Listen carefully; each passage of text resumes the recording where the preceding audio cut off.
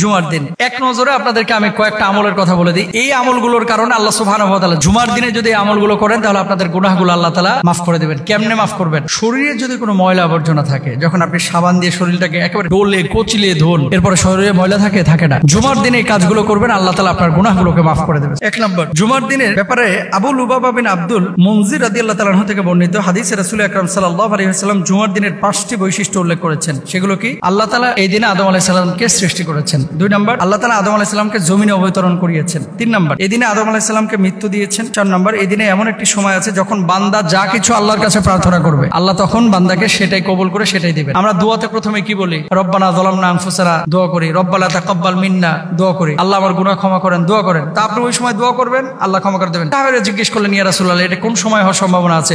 নবীজি যে ইশারা ইঙ্গিত দিয়েছেন সেখানে আসর থেকে মাগরিবের সময়ের এই সময়টাকে বিশেষভাবে বলা হয়েছে এবং খুতবার মধ্যবর্তী সময়টাকে বোঝানো হয়েছে, যে পরবর্তীতে আজান এবং একামত এবং খুতবার পরবর্তী যে মধ্যখানের সময়টা, এই সময় আল্লাহর কাছে যেই দোয়া করা হয় আল্লাহ তাআলা সেই দোয়া কবুল করেন। এবার আসেন জুমার নামাজ আদায়। সালমান ফারসি রাদিয়াল্লাহু তাআলা আনহু থেকে বর্ণিত রাসূল আকরাম সাল্লাল্লাহু আলাইহি ওয়াসাল্লাম বলেছেন, যে ব্যক্তি জুমার দিন গোসল করলো, সাধ্যমতো পবিত্র হলো, তেল ব্যবহার করলো, ঘর থেকে সুগন্ধি ব্যবহার করলো, মসজিদে হলো, দুজন মুসল্লিকে ফাঁক করে সামনে এগিয়ে গেল না। আমাদের বাংলাদেশে এই লিডাররা এই কাজটা বেশি করে। আসবে পেছনে, 2 তলায় এসি চলতেছে না, নিচতলায় এসি চলতেছে, এই জন্য সবার ঘাট ডেঙ্গা ওই ব্যাঙের মতো লাফাইতে হুজুরের সামনে আসতে চাই। সম্পূর্ণরূপে হারাম, এটা করবেন না, এটা জায়েজ নাই, নবীজি এটা নিষেধ করেছেন।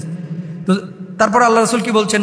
ইমাম কথা শুরু করলে চুপ থাকলো, তাহলে আল্লাহ তাআলা 2 জুমার মধ্যবর্তী সময়ের সমস্ত গুনাহগুলো, এই 1 সপ্তাহের গুনাহ আল্লাহ তাআলা মাফ করে দিল। সুবহানাল্লাহ।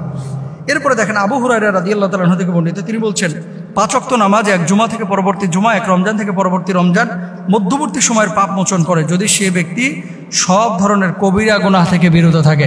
তাহলে আজকে জুমা পড়ে যারা চলে যাচ্ছেন, আগামী জুমা পর্যন্ত কোনো কবিরা গুনাহ করবেন না। সগীরা গুনাহ যদি হয়ে যায়, এই 1 সপ্তাহের গুনাহ আল্লাহ সুবহানাহু ওয়া তাআলা মাফ করে দেবেন। কত বড় কথা, সুবহানাল্লাহ। 3 নম্বর, জুমার দিনের গোসল।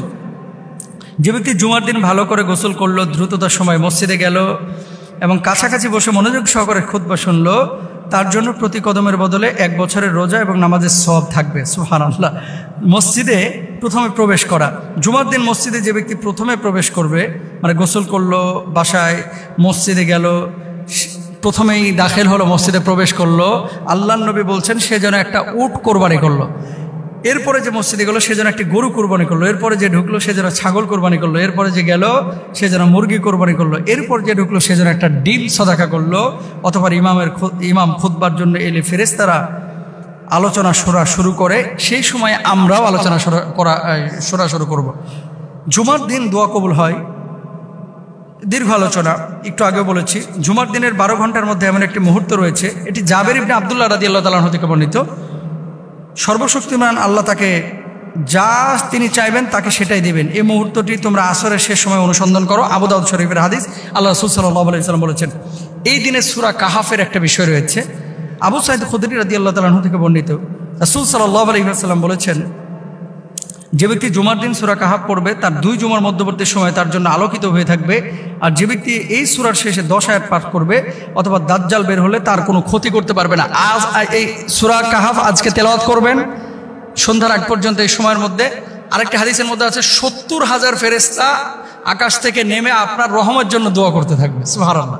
এবং দাজ্জাল যদি এই মুহূর্তে আগমনও করে আপনার কোনো ক্ষতি করতে পারবে না। সুতরাং দাজ্জালের ক্ষতি থেকে বাঁচার জন্য এই সূরা কাহাফের আমলটা করতে হবে। আল্লাহ তাআলা আমাদের বোঝার তৌফিক দান করুন।